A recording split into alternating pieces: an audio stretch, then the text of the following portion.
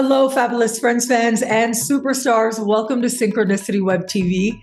I am your astrologer, Nadiya Shah, and this is your moment of synchronicity. Well, I'm so excited to celebrate with you GISEL Guerrero. Now, GISEL is someone I'm just getting to know, but what I can tell you is she has an absolute love of Lilith, just like I do. I know I've talked about her a lot over the years. I've taught about her. And so I'm super excited to get GISEL's perspective today and for us to just be in that space of enjoying sharing about Black Moon Lilith. And what I'm also really excited about is that GISEL is coming to Synchronicity University as part of the July 2025 speaker series.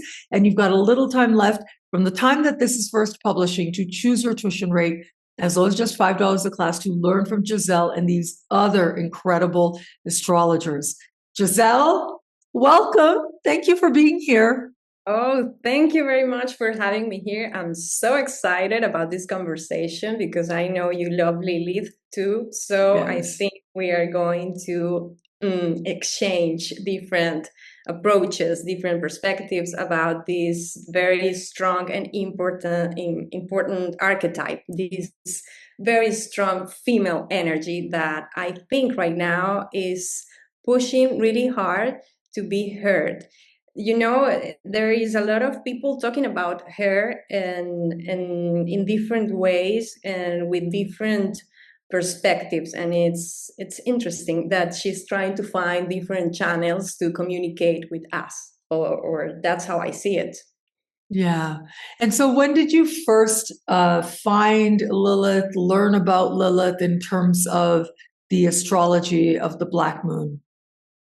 Well, I heard about her. I didn't hear about her. I connected with her energy through tarot. And I know this is weird because in tarot we don't have the Lilith arcana. We have several different female arcanas, but in that language we talk about different features of the feminine energy. And that's when I connected with this side, more savage, more raw, more even violent of the feminine energy. And I said, okay, I think this must be translated also into astrology language. And that's when I found out that, yes, she exists in astrology and is connected to the moon. And I love the moon. I am fascinated by the moon. That's something I used to do when I was a child. I used to contemplate the moon in the middle of the night, at the middle of the night. And when I found out Lilith was a part of the whole perspective or the whole energy related to the moon, I discovered that this was my path, my passion. I love that you mentioned seeing and feeling connected to the moon as a child. And I know I felt like that for sure. And I have seen children feel that way. I've noticed them doing, a sense of, or being rather, in a place of feeling connected to the sky, and particularly the moon, simply because the moon is just so bold, right? The sun is so bright. It's almost like we don't even see the sun because it's so everywhere. It permeates everything during the day. But the moon, really, we see the light of the moon itself. We observe the moon itself, and it's really powerful. But I think it's the most natural thing for us to know that we are connected to the moon. So I love that you felt that connection as well. And yeah, I too came to Lilith through the mythologies. I love her mythologies and her origin stories and things like that, which I found really fascinating. Now, I'm hoping that there is a train out here. I'm in Costa Rica right now. I don't know how much background noise there is, but you let me know if it ends up being like there's a lot going on in the background. We can pause or whatever, or we can share it with the audience like we are right now. That's fun too. Okay, having said all that, why don't we start? Tell me something about Lilith's story, right? Something about her myth, part of her myth that you might really like that can help us to understand her symbolism. Yes, I connected with the symbolism of Lilith because I needed to explore another features or another ways to express my own feminine part. And I end up reading the alphabet of Ben Sira because I needed to connect with the real story and the full story. And he talks about every detail of her journey, because I think her life is a journey, a very interesting journey. And I heard a part of the myth that ignited something in me. We are familiar with the part when she is able to travel into Adam's dreams, and we know that represents the ability of women to seduce men at night and all that part that is very obvious. But in that part of the story, he says she seduced him, have intercourse with him, and when he ejaculates, she uses his seed to fertilize herself and have multiple children on earth. And when I heard that, I start asking myself, okay, who's the first person in the real life that was born through this kind of method? And I found Louis Brown, which is the first baby whoever born with this kind of fertilization method. And we find really her natal chart because it's well documented. And she has, what I found shocked me, because she has Jupiter in Cancer in conjunction with Lilith in the fourth house. So, wow, is the sign of fertility, the mother, the natural meanings of the moon. We have Jupiter there, which is exalted, and in traditional astrology, Jupiter represents semen specifically. So, having this connection, precise connection, Jupiter, Cancer, and Lilith is very fertile. In her story, we know she has thousands of kids. So we are now hearing a part of her story that is related to the ability to procreate, but in an independent way. And the story of Louis Brown coming to life is also full of symbolisms of Lilith, because when she was born, the church and the system of the moment reacted in a very strong way because they were shocked of these new methods, and they received a lot of mails and threats, and they were insulted and called heretics and all the things that Lilith makes in people. And when I read all of that, I thought, okay, there's so much more about Lilith's story and so much details in her journey that we haven't explored.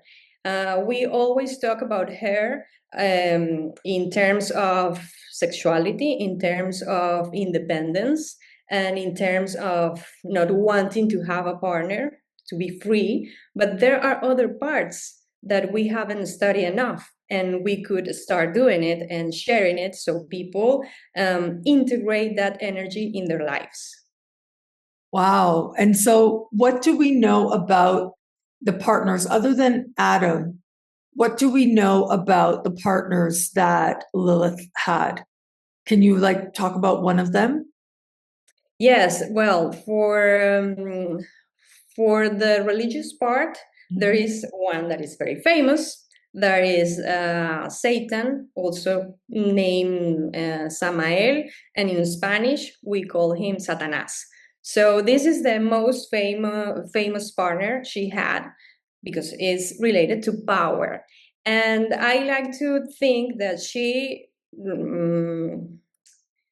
had to pass through different trials or different difficult situation in her life in order to become this powerful woman and also powerful partner and recover all her strength, and also being able to have a relationship. For us, could be a weird relationship, could be a toxic relationship, because in the culture I grew up, all his characteristics are bad.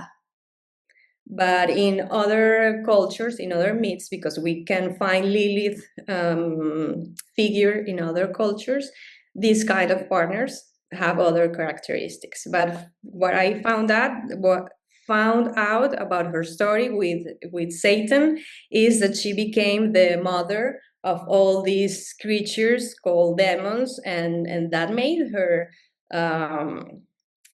the queen of the underworld. Wow. And so you think that she became the wife of Satan because Satan represents power? Yes, I think it's something related to that. And we can see that in real people. We can find people who become partners or of questionable persons, like with questionable moral. And what they love, what this woman love about this man, is the power, this magnetic energy that person um, shares or have naturally, and that is also connected with money, with sexuality, with control. And also these kind of couples have a dynamic that could be very toxic, because often we can see jealousy, we can see manipulation. Well, this is manifesting right now. We are hearing the news and watching some couples, very powerful couples, having serious problems. And this is a good. Sorry to interrupt. Like who? I'm not so much keeping track of couples. Like which couples are you thinking of? Well, right now we have this famous trial of P. Diddy. Oh, And yes. You're right. Yeah. everything started with her former girlfriend, Mhm.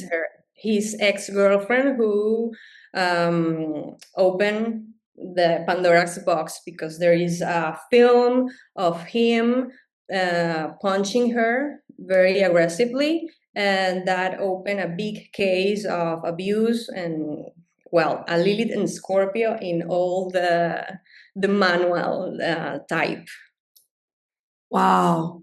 Okay, yes, I know I interrupted there a little bit. So, wow, so we are seeing that play out right now in real life, in real time. That this Lilith figure, do you think his girlfriend Cassie is the Lilith figure? How do you understand that? I think the Lilith of the moment is activating something in her chart. I Mm. discovered that it's not completely necessary that you have the same Lilith of the moment, but the Lilith activating some important part of your chart is going to manifest in strong ways. I have a few examples of people with Lilith in Scorpio that are having situations right now. A very famous one is Taylor Swift. She has a very strong Lilith in Scorpio. She has Lilith in Scorpio in conjunction with her midheaven. And she has a very strong 10th house, because she has Pluto in Scorpio, Mars in Scorpio, so she has this strong energy and this natural connection with power. And right now she finally wins all the rights over all her music.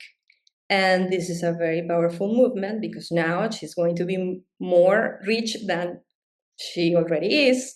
And she's also making a move that is going to open new opportunities for other musicians that now have the choice to buy the rights of their art, their music.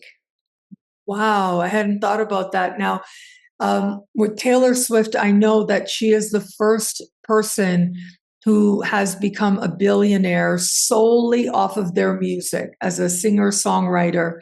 I mean, there are lots of people who are successful. I mean, I'm thinking about like Jay-Z, for example, right? He's a billionaire. I think he's like twice over, but a lot of that money is not necessarily from actually the creation of music itself, like him himself, but she's the first one to do it with herself only being at the forefront, been able to become a billionaire. So yeah, I know I heard the news, but as you're talking, I'm realizing like, yeah, this means that the wealth, the power that she has, it just grows more and more.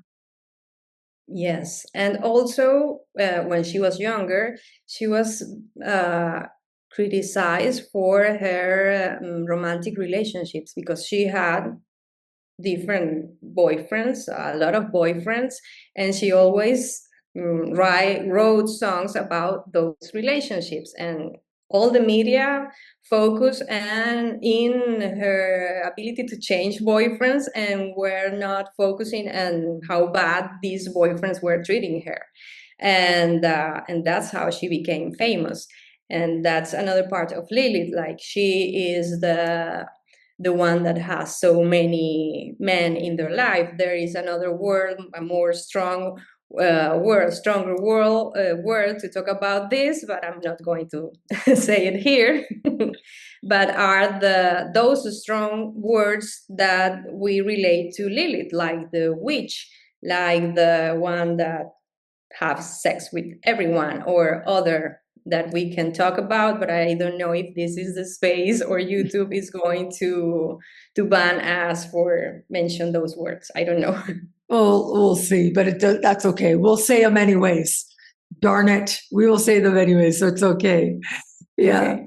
How fascinating a look at Lilith in that way. And so I know that you are particularly fascinated with Lilith in the sign of Scorpio and the association there, even though I'm sure you've explored Lilith in the different signs and understandings. And I mean, I know as part of your talk with Synchronicity University. So once again, everybody, Giselle is coming to Synchronicity University as part of the July 2025 speaker series. And you can find all those links below. But having said that, it's Lilith in the sign of Scorpio that seems to be especially fascinating to you. So, can you just talk a little bit about that? Like, why do you feel the connection there in terms of understanding Lilith in the context of Scorpio as being so important of understanding Lilith on her own as an archetype in and of itself? Well, I have like two answers. One is I have a lot of Scorpio energy in my chart. So I think this is something I can talk a lot and with passion, and I can feel like connected with this energy in a natural way. I don't have Lilith in Scorpio, but I feel very comfortable about talking about the topics related to this energy. And the other answer is what I like about Lilith in Scorpio is all the words and all the meanings she has. She is not only this powerful lady, is she is this powerful lady that is able to do whatever she wants in order to get what she wants. So this is a very savage manifestation of her energy, as feminine energy. It could be the most destructive too. Remember that Lilith is not connected with moral or with values. She's connected with what she desires. And what I like about Scorpio, this Lilith in Scorpio, is that we can learn about her in so many obvious ways. It's like the one that is going to show her full strengths and her full talents, because I think is the place where she has more dignities. If we want to talk about traditional dignities of planets in astrology, if the moon is in a bad place in Scorpio, or in a place where she can express herself freely, Lilith is in the perfect place when she's transiting Scorpio. I use this parallelism of traditional dignities. I'm trying to apply those concepts to this Lilith, and I think it are working very well in the way she is manifesting right now. Wow, I know it's going to be an amazing talk. I'm really looking forward to that. And I feel already like I learned new things talking to you about Lilith here today. And so, once again, everybody, yeah, Giselle is coming to Synchronicity University. From the time that this is publishing, you've got just a little time left to choose your tuition rate, as low as just $5 a class to learn from Giselle and these other amazing astrologers. Giselle, I think your talk is going to be amazing. I'm looking forward to it. Thank you so much for being here. Oh, no, thank you so much to you for having me here, for having this conversation. And I know we could keep talking about this hours and hours, but I know you have limited time. So thank you very much. Yeah, but it's not only that, it's that I know I'm going to learn so much at your talk itself. And I mean, we could just sit here and gush over Lilith for sure. Everybody knows that, how much we both love Lilith. And I hope that even in this moment, I hope that, we did her justice, and the people who own the Lilith energy in their chart. I hope that we did it justice. I think we did. I think there's these interesting perspectives that you bring, and it's going to be wonderful to hear them really fleshed out and explored with more nuance and all of that. So, yeah, thank you so much. Thank you. Bye. And thank you, everybody out there, for watching. Until we connect again, take care. Bye.